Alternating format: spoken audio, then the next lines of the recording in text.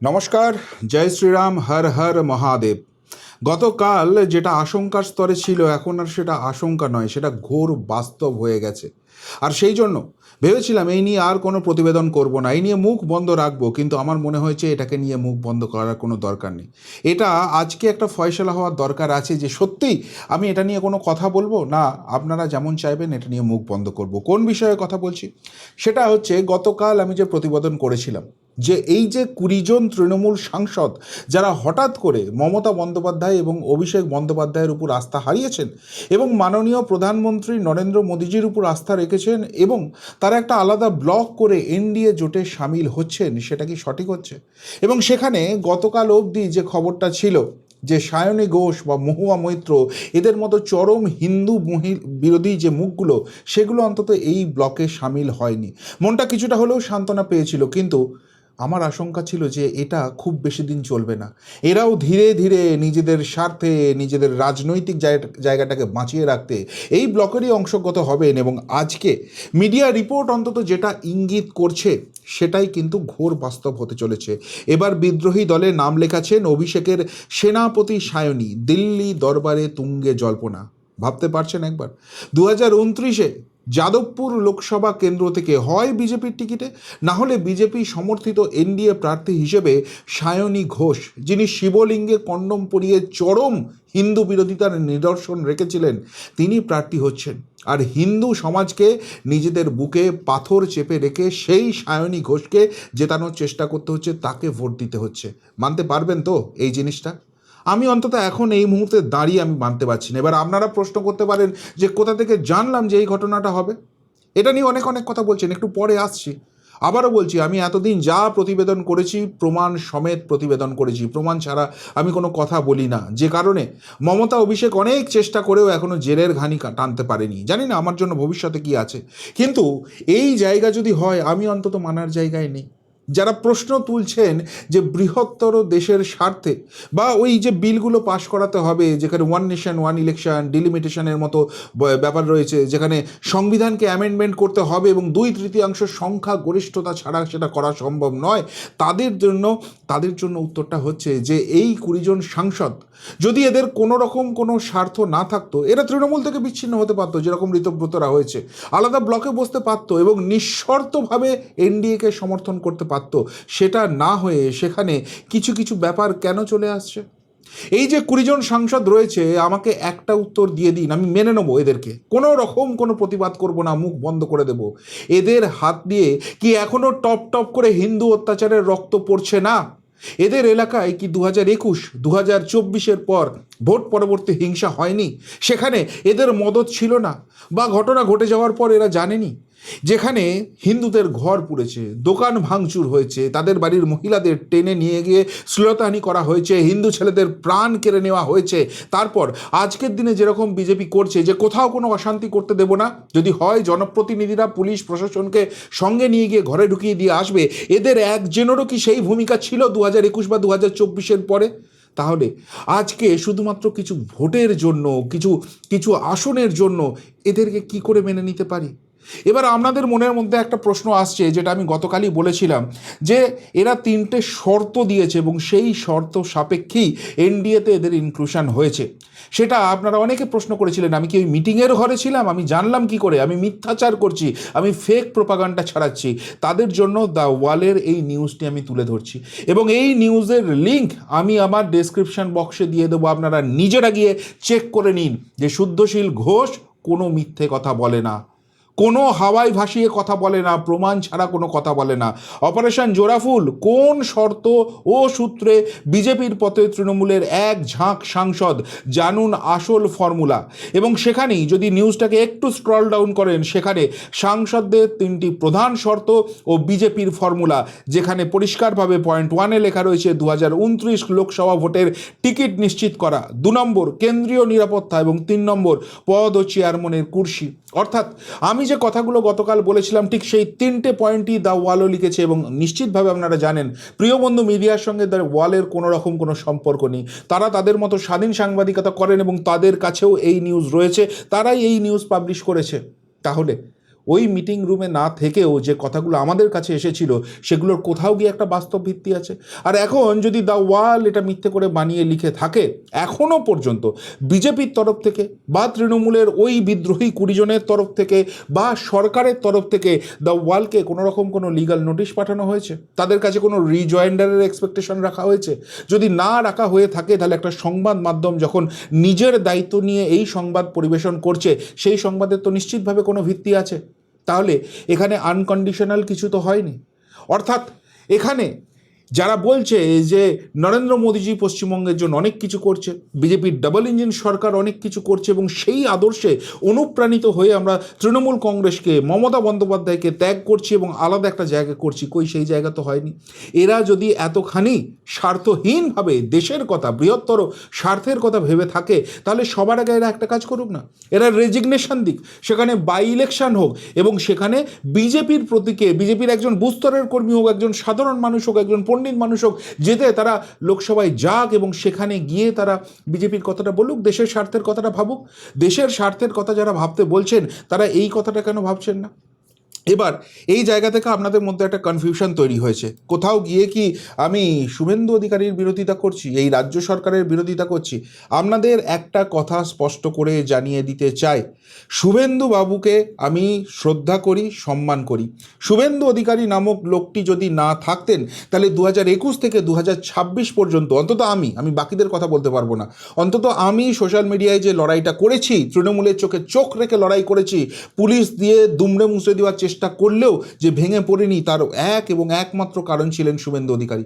না, কোনো আর্থিক লেনদেনের ব্যাপার ছিল না, কিন্তু নিজের শত ব্যস্ততার মাঝখানেও যে মানুষটি আমার বাড়িতে পুলিশি হানা হয়ে যাওয়ার পর রাত্রি 1:30টার সময়, আমার ফোন আমার কাছে নেই, পুলিশ নিয়ে চলে গেছে, নাম্বার খুঁজে খুঁজে আমার স্ত্রীকে ফোন করে বলেছিলেন যে আপনারা ভেঙে পড়বেন না, আমি পাশে আছি, আমি মাননীয় বিরোধী দলনেতা, আপনাদের সঙ্গে সমস্ত শক্তি দিয়ে পাশে আছি, এই যে মানসিক দৃঢ়তা দেওয়া, এই যে পাশে থাকার বার্তা দেওয়া, শুভেন্দু অধিকারী না থাকলে হতো না।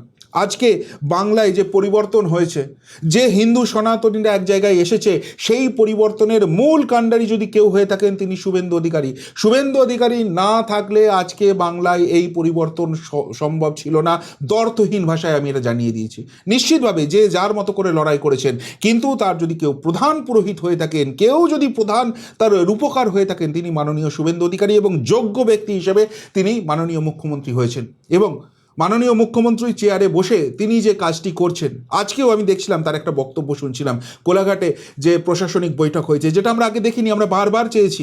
তিনি পরিষ্কারভাবে বলছেন যে রাজনীতিটা হবে ভোটের সময়, বাকি সময়টা সারা বছর ধরে সবাই মিলে ডেভেলপমেন্ট করতে হবে। হ্যাঁ, সত্যি এটা চাই, এবং শুভেন্দুবাবু এটা করছেন, এটার জন্য তার কাছে আমরা কৃতজ্ঞ। কিন্তু অন দ্য আদার হ্যান্ড, শুভেন্দুবাবুর জন্য প্রচণ্ড খারাপ লাগছে একটা অন্য জায়গায়, যেটা তিনি তার প্রাপ্য ছিল না, আজকে তার গায়ে জড়িয়ে দেওয়া হচ্ছে।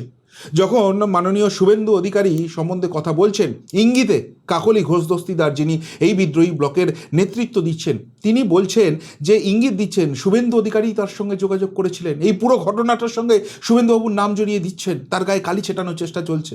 যখন খবর পরিবেশন হচ্ছে, দেবের গাল টিপে দিচ্ছেন শুভেন্দুবাবু, বা শতাব্দী রায়ের বাড়িতে পৌঁছে গেছেন শুভেন্দুবাবু, তখন সিপিএম, শতরূপ ঘোষ, এরা বলছে এই তো যে বীজমূলের কথা বলছিলাম, সেটাই তো সামনে চলে এলো।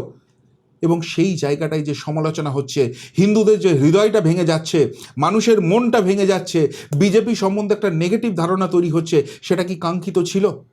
আজকে শুভেন্দুবাবু যেদিনকে দল ছেড়ে এসছেন, বাপের ব্যাটা হওয়ার দরকার, বুকের হিম্মত লাগার দরকার, ওই অবস্থায় দল ছেড়ে আসা, মন্ত্রিত্ব ছেড়ে, অতগুলো পদ ছেড়ে, অতখানি ক্ষমতা ছেড়ে বিরোধী রাজনীতি করা শুভেন্দুবাবু ছাড়া সম্ভব ছিল না। কিন্তু শুভেন্দুবাবুর সেই মহৎ ত্যাগ, সেই জায়গাটাকে আজকে গুলিয়ে দেওয়ার চেষ্টা করা হচ্ছে, সেইটা আর এই কাকলি ঘোষ দস্তিদারদের শিবির বদলটাকে এক করে দেওয়া হচ্ছে, সেটা শুভেন্দুবাবুর যে জায়গাটা রয়েছে সেটাকে কোথাও গিয়ে খাটো করা হচ্ছে, সেটার জন্য খারাপ লাগছে। আমি এর প্রতিবাদী, আমি এর বিরুদ্ধে কথা বলতে চাইছি। কিন্তু আবারও বলছি, আমি এই পুরো প্রতিবেদনটা শুনবেন এবং শেষে আপনাদের মতামত জানাবেন। আমি কোনোদিন রিকোয়েস্ট করি না, কিন্তু আজকে রিকোয়েস্ট করছি, আমার স্টান্স হওয়া কি দরকার আছে। একদল বলছেন আপনি আমাদের মনের কথাটা বলেছেন, একদল বলছেন যে আমি নাকি মিথ্যা প্রোপাগান্ডা ছাড়াচ্ছি, আমি নাকি সরকারটাকে বদনাম করার চেষ্টা করছি, আমি নাকি বিজেপির ক্ষতি করার চেষ্টা করছি। আমি ব্যক্তিগতভাবে বলতে চাই, অনেক লড়াই করে, অনেক কষ্ট করে এই রাজ্যের ডাবল ইঞ্জিন সরকার প্রতিষ্ঠা করা গেছে, সেই ডক্টর বিধান রায়ের আমলে ছিল, তারপরে এইবার হয়েছে, এবং আমরা চাই এই ডাবল ইঞ্জিনের ফায়দা বাংলা পাক।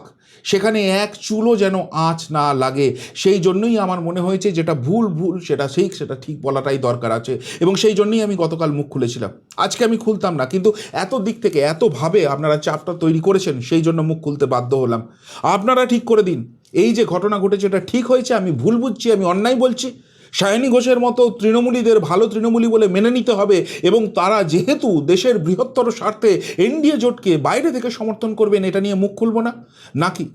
নাকি এটা নিয়ে যেভাবে আমি বলছি, যেভাবে প্রশ্ন তুলছি সেটা করা উচিত? লাইন আপনারা ডিসাইড করবেন, কেননা আপনারাই প্রিয়বন্ধু মিডিয়াকে আজকে এই জায়গায় পৌঁছেছেন। আপনারা যেটা চাইবেন ঠিক সেটাই হবে, তার বাইরে আমি চলবো না। আপনাদের সঙ্গে আমার সম্পর্ক, সুতরাং আপনাদের মতটাই আমার কাছে শেষ মত। বাকি কে কী বললো আমার কিচ্ছু এসে যায় না।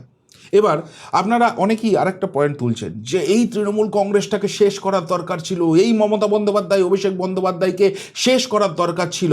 আপনি রাজনীতির কিচ্ছু বোঝেন না, সেই জন্য এইসব নিয়ে ফালতু বকবেন না। নিশ্চিতভাবে আমি রাজনীতির কিচ্ছু বুঝি না, কিন্তু রাজনীতির আমি কিছুটা না বুঝেও 2009, 2011, 2014, 2016, 2019, 2026 এক্সিট পোল করিনি, এক্স্যাক্ট পোল করে দিয়েছিলাম। আমি রাজনীতি কিচ্ছু বুঝি না, আমার রাজনীতির সঙ্গে কোনো যোগ নেই।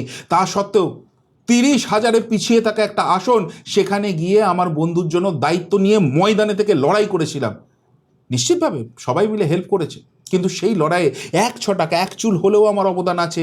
ঘরে বসে থেকে শুধুমাত্র আমি বড় বড় বাতেলাবাজি করিনি, আমি ময়দানে নেমে লড়ে দেখিয়েছি।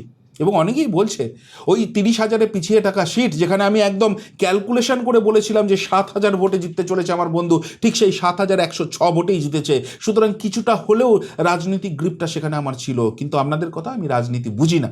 সুতরাং যারা এটা বলছেন আমি স্বাগত জানাচ্ছি, আমি মাথা পেতে নিচ্ছি।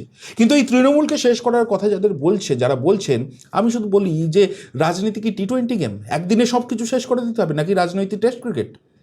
তৃণমূলের নিজেদের মধ্যে কি গণ্ডগোল লেগে গেছে, এই দলটাকে বাঁচাবে ভগবানের বাবার অসাধ্য।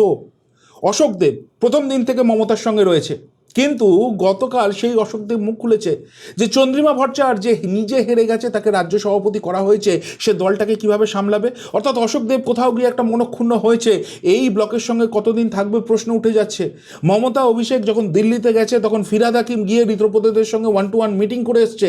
এই যে 7-8 জন এমএলএ বেঁচে আছে মমতা ব্যানার্জির সঙ্গে, তারাও আস্তে আস্তে দলবদলের কথা ভাবছে। তাহলে এই তৃণমূল যেটা ভেঙে পড়েছে, মুছে গেছে, তাকে ভেঙে ফেলার জন্য, মুছে ফেলার জন্য, মমতা অভিষেককে হারাবার জন্য এত তৎপরতা কিসের দেখাতে হবে? 2 নম্বর কথা আমি এখানে যেটা বলবো, সুখেন্দু শেখর রায়, যিনি গতকাল রাজ্যসভার এমপি হিসেবে রিজাইন করেছেন, তিনি কি বলছেন? তৃণমূলের নেতাদের সব সম্পত্তির অডিট হওয়া দরকার। অর্থাৎ এই তৃণমূল মানেই চোর, বাটপার, ফেরেববাজ, যে সন্দেহটা আমাদের মনের মধ্যে আছে সেইটাকে স্পষ্ট করে দিচ্ছেন সুখেন্দু শেখর বাবু নিজে। এবং যেহেতু তিনি তৃণমূল নেতাদের কথা বলছেন, তাহলে যারা আজকে হঠাৎ করে আচ্ছে তৃণমূল হয়ে গেছে, ভালো তৃণমূল হয়ে গেছে, তারাও কি এর মধ্যে পড়ে, নাকি তাদেরকে বাদ রাখতে হবে দেশের বৃহত্তর স্বার্থে? প্রশ্ন থাকছে। 3 নম্বর কথা, ভালো করে ভেবে দেখুন, আমি যে কথাটা বলতে চাইছি, আমি যদি মুখ বন্ধও রাখি, বিরোধী যারা থাকছে, অর্থাৎ এখান থেকে তো তৃণমূল ধুয়ে মুছে সাফ হয়ে গেছে, ফলতার নির্বাচন দেখিয়ে দিয়েছে যে তৃণমূলের কোনো অস্তিত্ব আর এই রাজ্যে নেই। যেখানে দাঁড়াবে, মমতা ব্যানার্জি দাঁড়ালেও নোটার সঙ্গে চূড়ান্ত ফাইট করবে। তাহলে বিরোধী হচ্ছে মালদা, মুর্শিদাবাদ, উত্তর দিনাজপুর, এইসব জায়গাতে যেহেতু মুসলিম ভোট প্রচুর পরিমাণে রয়েছে, কংগ্রেস, এবং বাকি রাজ্যে হচ্ছে সিপিএম। তাহলে যখন শুভেন্দু অধিকারী শতাব্দী রায়ের বাড়িতে যাচ্ছে, শতরূপ ঘোষ সেটা নিয়ে মুখ খুলছেন। অধীর রঞ্জন চৌধুরীর মতো কংগ্রেস নেতা পরিষ্কারভাবে বলে দিচ্ছেন, এত লুকো ছাপার কি আছে, সরাসরি বিজেপিতে যান। আজকে আর এরা এই কথাটা বলছেন, আগামী দিনে যখন রাজনৈতিক ময়দানে সরাসরি নামবেন, এরা কি মুখটা বন্ধ রাখবেন, এরা কি চুপ থাকবেন? এবং এরা যখন সমস্যারে এই কথাটা বলবেন, তখন যে মানুষগুলো 2026-এ বিজেপিকে ভোট দিয়েছিল, তাদের একটা বড় অংশ যারা এটাতে খেপে গেছে, তাদেরকে কি বোঝানো সম্ভব হবে যে বৃহত্তর দেশের স্বার্থে এই জিনিসটা করা হয়েছিল? এই জায়গাটাই কি প্রশ্ন তোলাটা অন্যায় করা হচ্ছে? আর একটা জিনিস ভালো করে ভেবে দেখুন, এখানে মমতা অভিষেককে শেষ করার কথা বলা হচ্ছে, রাজনৈতিকভাবে শেষ করা, অন্যভাবে নেবেন না এটা। তো রাজনৈতিকভাবে যদি শেষ করতে হয়, মমতা অভিষেকের ভবিষ্যৎটা কি? অভিষেক ইতিমধ্যেই বিধাননগর সাইবার ক্রাইম থানা, সেখানে তাকে খুঁজছে। সইজাল, সিআইডি খুঁজছে। চাকরি চুরি, ইডি খুঁজছে। নতুন ঘোটালা যুগ হয়েছে মদ কেলেঙ্কারি, সেখানেও তার বিরুদ্ধে তদন্ত হবে। এবং এই অভিষেক ব্যানার্জির বিরুদ্ধে বিজেপি নেতাদের সরাসরি অভিযোগ ছিল কয়লা চুরি, পাথর চুরি, গরু চুরি, সব কিছু নিয়ে। এবং মানুষ বিশ্বাস করে যেদের এগুলোর বিরুদ্ধে তদন্ত হলে সব কটার মাথা হচ্ছে অভিষেক ব্যানার্জি। এখনও কেন জেলে যায়নি মানুষ এটা প্রশ্ন তুলছে। তাহলে যে অভিষেক ব্যানার্জি ঠাঁই হবে জেলে এবং আগামী দীর্ঘদিন বাইরে আসার কোনো উপায় নেই, যে যে অপরাধ তার বিরুদ্ধে অভিযোগ উঠছে সেগুলো যদি সত্যি প্রমাণিত হয়, আর অভিষেক ব্যানার্জি যদি জেলে থাকে, তাহলে মমতা ব্যানার্জি রাজনৈতিকভাবে শেষ হয়ে যাবে। এটা তো নতুন করে বলার কিছু নেই। যে কারণে মমতা ব্যানার্জি সমস্ত কমিটি ভেঙে দেওয়ার পরও নতুন করে যখন কমিটি তৈরি করছে, তখন এই অভিষেক ব্যানার্জিকেই মাথায় বসাতে বাধ্য হচ্ছে। তাহলে এই মমতা ব্যানার্জি এই অভিষেক ব্যানার্জিকে রাজনৈতিকভাবে শেষ করার জন্য এত হারাকিরি করার দরকার আছে? আপনি ভাবুন যে মমতা ব্যানার্জি আগে দিল্লি যাওয়ার আগে বোল চাল আসার পর বড় বড় ফুটানি, সেই মমতা ব্যানার্জি দিল্লি যাওয়ার আগে সাংবাদিকদের সামনে মুখ ফুটতে পারছে না।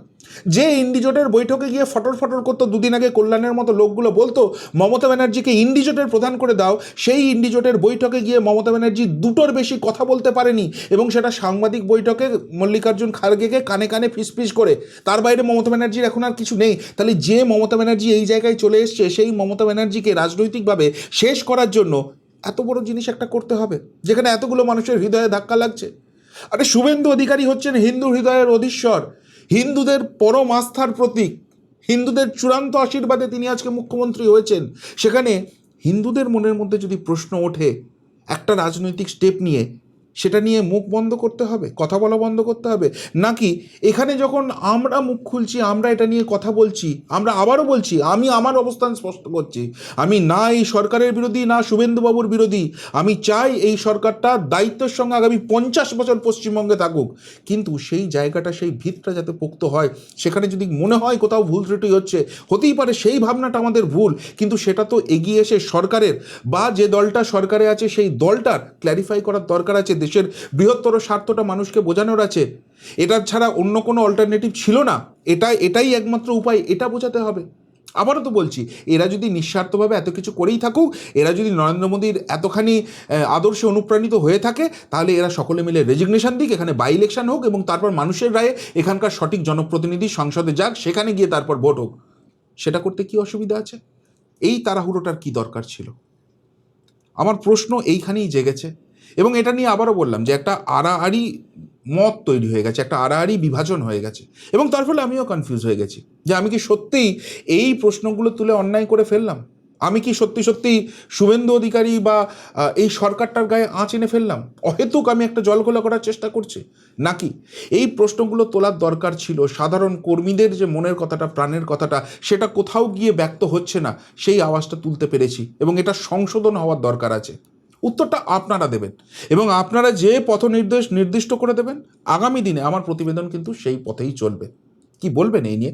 যদি কিছু বলার থাকে অবশ্যই কমেন্ট বক্সে কমেন্ট করে জানাবেন। এখনকার মতো এখানেই শেষ করলাম, ফেরত আসছি নতুন প্রতিবেদন নিয়ে খুব তাড়াতাড়ি। ভালো থাকবেন, সাথে থাকবেন, পাশে থাকবেন।